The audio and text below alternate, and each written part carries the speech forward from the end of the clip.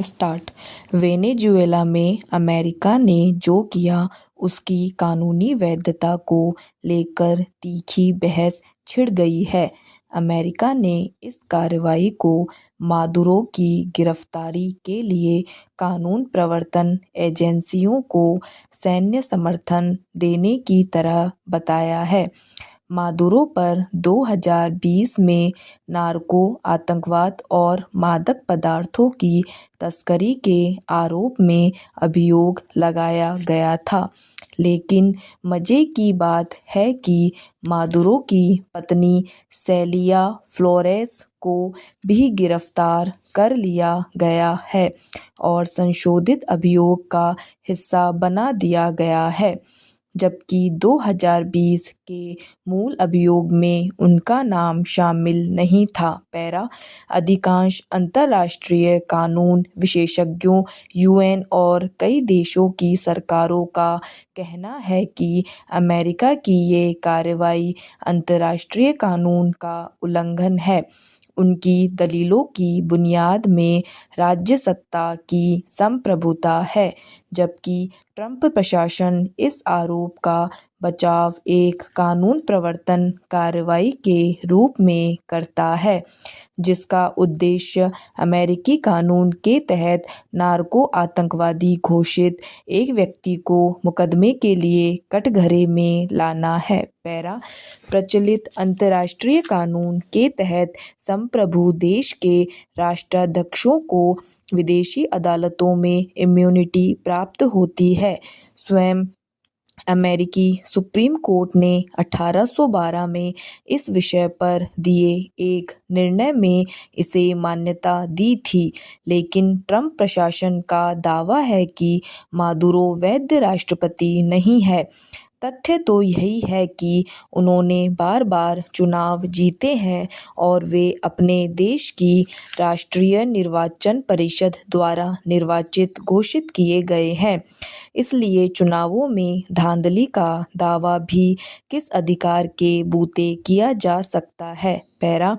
दूसरा और अधिक गंभीर पहलू वेनेजुएला पर कब्जा करके उसके तेल संसाधनों का नियंत्रण अपने हाथों में लेने की अमेरिकी योजना है।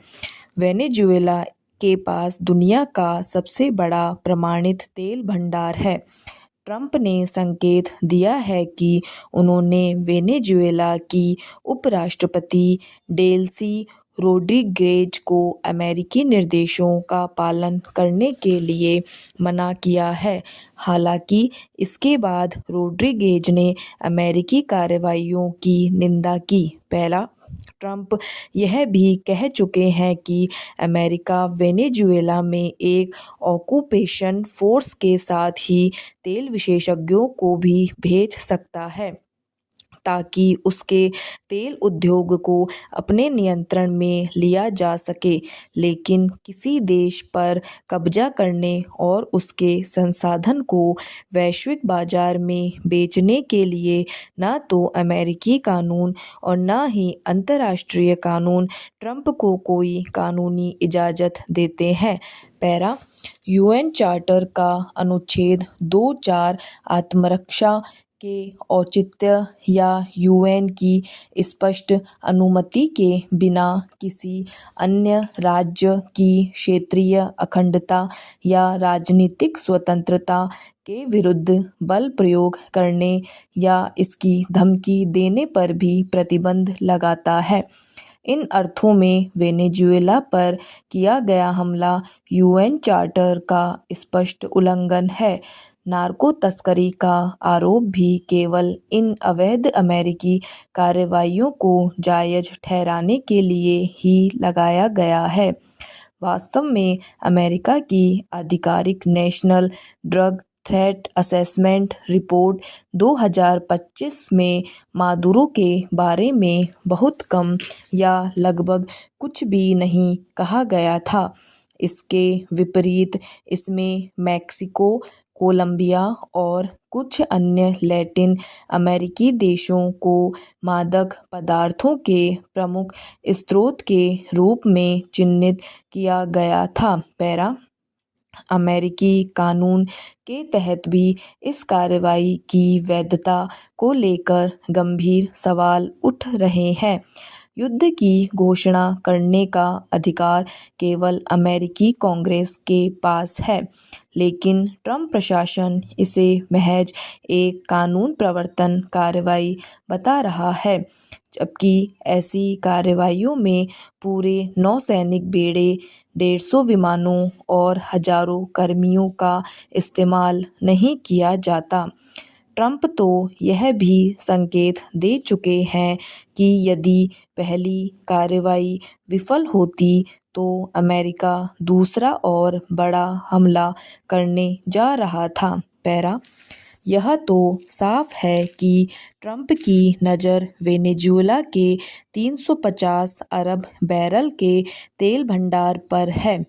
पिछले लगभग 20 वर्षों में कुप्रबंधन और प्रतिबंधों के कारण वेनेजुएला का उत्पादन प्रतिदिन 32 लाख बैरल के उच्च स्तर से गिरकर मात्र 10 लाख बीपीडी रह गया है। अब ट्रंप के अनुसार अमेरिका उसके तेल उद्योग को अपने नियंत्रण में लेगा, उसका पुनर्गठन करेगा और तेल का निर्यात करेगा। ट्रंप दावा कर रहे हैं कि इससे मिलने वाला धन न केवल वेनेजुएला के लोगों के भले के लिए इस्तेमाल होगा, बल्कि अमेरिका को हुए नुकसान की भरपाई भी करेगा। पैरा लेकिन हकीकत यह है कि अगर अमेरिका वास्तव में ही वेनेजुएला के तेल उद्योग का संचालन शुरू कर देता है तो वहाँ के लोगों को अपने तेल से मुनाफा मिलने में अभी बहुत समय लगने वाला है। समाप्त।